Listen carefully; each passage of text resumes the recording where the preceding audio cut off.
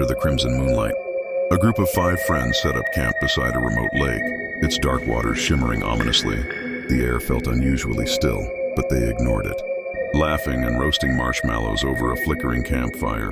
Around midnight, Lynn wandered to the edge of the lake, drawn by a strange glow reflecting off the water. As she stared at her reflection, something shifted. It wasn't her face staring back.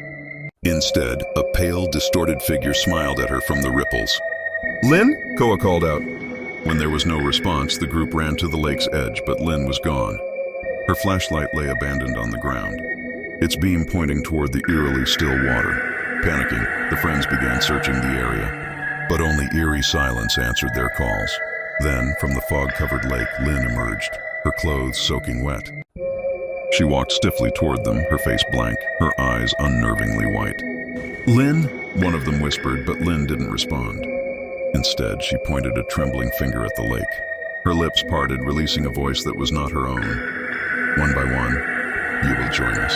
Suddenly, from the water's surface, pale hands shot upward, clawing at the air. One by one, their reflections in the lake began to morph into grotesque, twisted versions of themselves, grinning wickedly. The friends screamed, but their voices seemed to be swallowed by the lake. Koa grabbed Lynn's arm, trying to pull her back, but she was ice cold and unmoving. "We need to leave," shouted Mai, but when they turned, the path they came through was now shrouded in dense fog. The lake began to ripple violently, and from its depths emerged a figure cloaked in shadows, its hollow eyes glowing red.